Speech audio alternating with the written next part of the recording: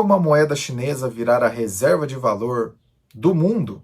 Você está acompanhando o Curadoria de número 22. Yuan, Renminbi, antes mesmo de começar, um ponto, que obviamente não é um argumento, mas só para a gente abrir a discussão, que vale ser pensado. Antes de querer virar a moeda de referência do mundo, valeria a pena pensar em um nome só, né? Dólar é dólar. Se eu falar em dólar, você sabe o que é. A moeda oficial da China é o Renminbi, Yuan é a unidade de conta. Enfim, isso não tem nada a ver, mas enfim, só para a gente começar o episódio. Vamos adiante.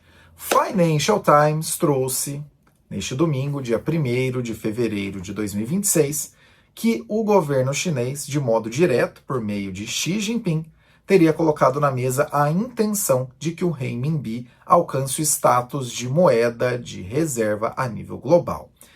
Esse posicionamento vale a pena ser discutido porque na Guerra Fria que nós estamos vendo atualmente entre Estados Unidos e China, a gente tem de um lado os Estados Unidos com uma máquina de manchetes, né? Sai 3, 4, 5, 6 manchetes por dia, geralmente associados ao próprio Trump, com coisas que não necessariamente são confirmáveis, e de outro lado a gente tem um governo que emite opiniões, sei lá, a cada 15 dias, a cada 20 dias, tentando se manter forte, né? Tentando ter opiniões que venham para ficar, passos mais cautelosos, enfim. Então, uma fala desse outro lado, que é um pouco mais silencioso, ainda mais uma fala bastante direta como essa, que vocês já vão entender com detalhes o que é que significa, vale a pena ser analisada com mais calma. Vamos por partes. Primeiramente, a situação atual é a seguinte: vamos olhar para o todo do grupo de moedas que é utilizado como reserva de valor no mundo. Em um levantamento do final de 2025, o pessoal da Visual Capitalist, lembrando sempre que todas as referências que a gente cita estão na descrição do episódio, só para não precisar citar esse ponto mais vezes mais adiante, o pessoal da Visual Capitalist trouxe um levantamento do final de 2025 com dados do COFER, que é um pedaço do FMI que olha exatamente para isso, as seguintes informações. 58% das reservas alocadas em moeda no mundo estão em dólar, 20% estão em euro, 6% estão em ien japonês, 5% estão em libra esterlina do Reino Unido e apenas 2% estão no renminbi chinês. Isso é tão pequeno que, sabe quando você vê um levantamento e está escrito assim, ó, todos os outros? Então, o todos os outros desse levantamento representa 5%, 2,5 vezes da alocação do renminbi. Essa é a situação atual. Agora vamos ao que o Financial Times trouxe como sendo a intenção da economia chinesa de agora em diante, né? Algo que eles vão buscar partindo de agora, com detalhes do que é que está sendo colocado na mesa agora. Segundo este artigo do Financial Times, o Xi Jinping publicou um artigo no Qiushi Journal, perdão se a pronúncia estiver errada, mas Qiushi, no caso, Qiushi Journal, que é um periódico importante do Partido Comunista Chinês, um chamado para que o renminbi chinês alcance o status de moeda global de reserva e que isso seria parte de uma estratégia mais ampla que objetiva transformar a China em uma superpotência financeira. Estou utilizando aqui as expressões que foram utilizadas nesse próprio artigo trazido pelo Financial Times. A isso que Xi teria chamado de desenvolvimento financeiro com características chinesas, foram detalhados 6 principais elementos que uma nação precisaria ter para ser considerada líder global em termos financeiros. O primeiro, moeda forte. Aquela moeda precisa ser muito utilizada em transações internacionais, investimentos diretos entre países e também como volume de reserva financeira em moeda estrangeira. O objetivo aqui é central: alcançar o status de moeda de reserva global de valor, o que seria uma oposição direta ao papel que o dólar tem hoje. 2. Banco central forte. É preciso ter um banco central capaz de gerir riscos macroeconômicos que tenha independência para executar uma política monetária que seja capaz de prevenir risco sistêmico. 3.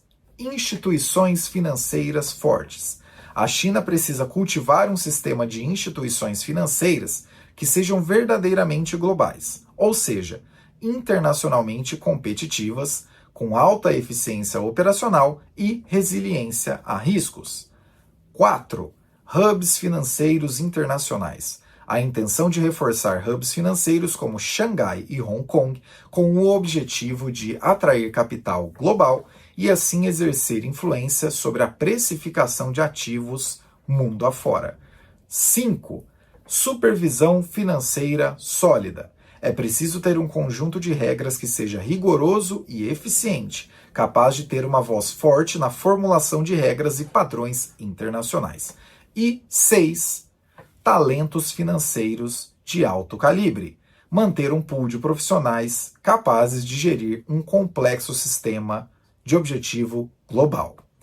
E sim, além de falar sobre o que faria uma nação ser a líder financeira em termos globais, Xi Jinping, nesse mesmo artigo, também elencou 3 pontos que explicariam o como fazer isso, né? Como é que a China poderia alcançar esse estágio, esse status, melhor dizendo.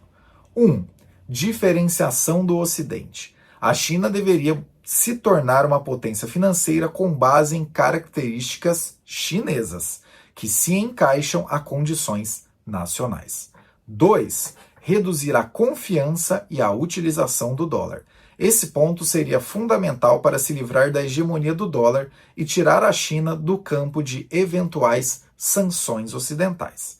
E 3. Fundação forte. Para que isso aconteça, Xi reforçou nesse artigo que é preciso ter uma base econômica sólida, com foco em liderança ligada à tecnologia e também força a nível nacional.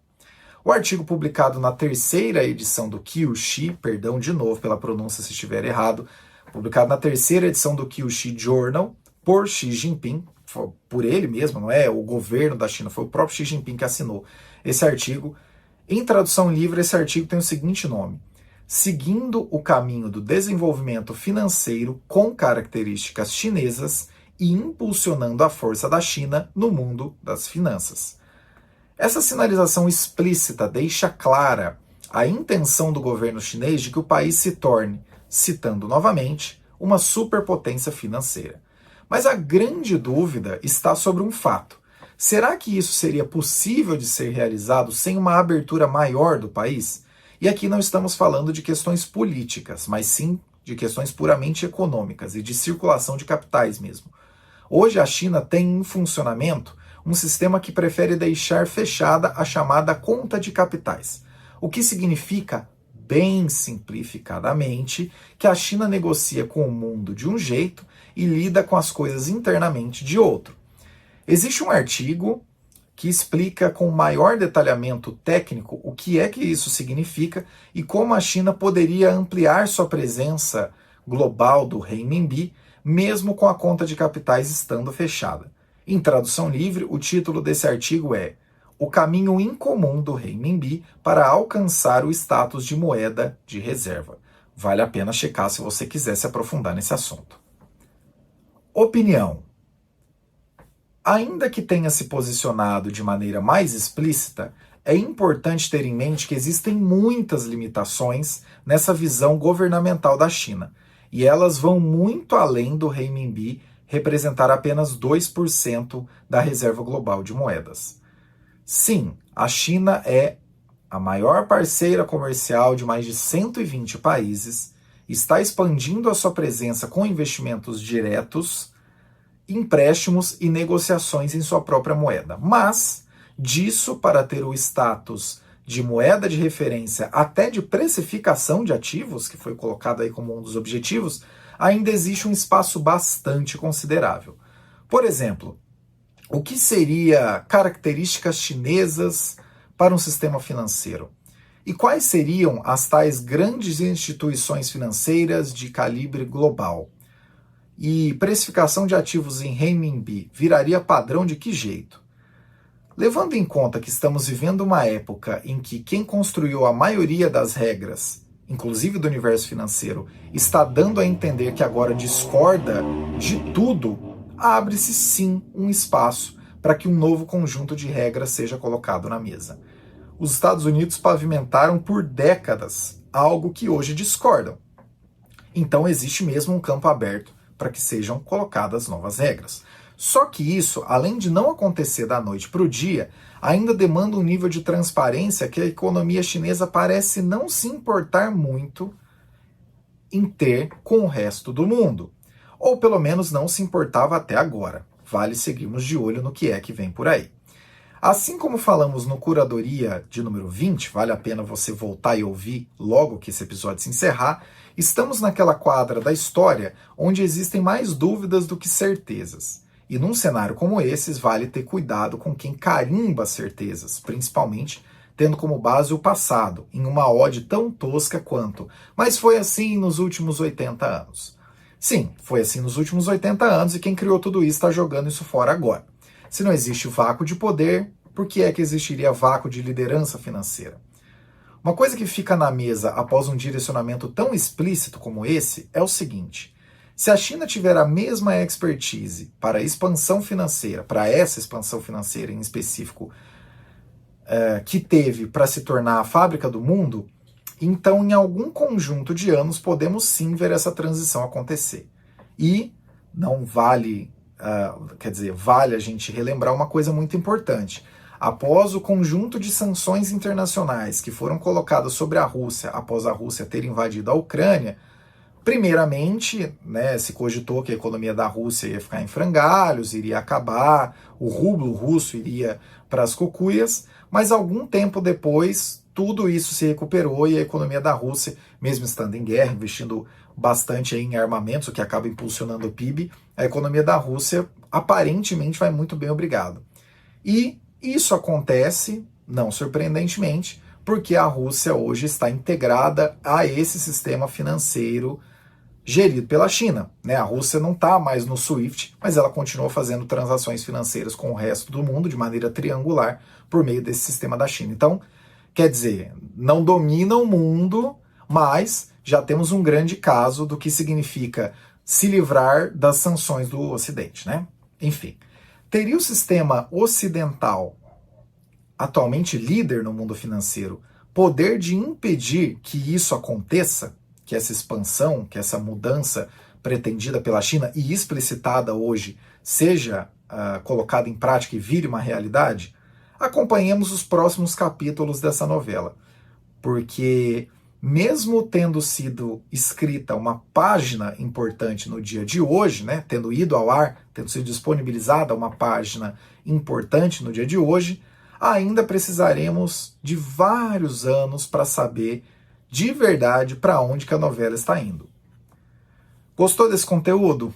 Não se esqueça de curtir, compartilhar e deixar a sua opinião. Estamos aqui há muitos anos e seguiremos por muitos mais para te atualizar das coisas mais relevantes, as de curto prazo e as de efeito mais esticado.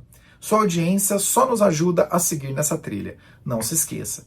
E cá para nós, até saindo um pouquinho do roteiro, em um país que está só discutindo Banco Master, as novas atrapalhadas de Vorcaro, quem é que vai ganhar na eleição do final do ano, é bom também vocês ficarem por dentro de coisas muito relevantes, muito, muito relevantes mesmo a nível global. E com certeza esse episódio que você acabou de acompanhar fala de uma coisa exatamente muito relevante para os próximos anos. E talvez próximas décadas, e talvez para a próxima hegemonia, se é que ela vai acontecer. Temos mais dúvidas do que certezas nesse exato momento. Caio Augusto, em 1º de fevereiro de 2026. Até o próximo Curadoria.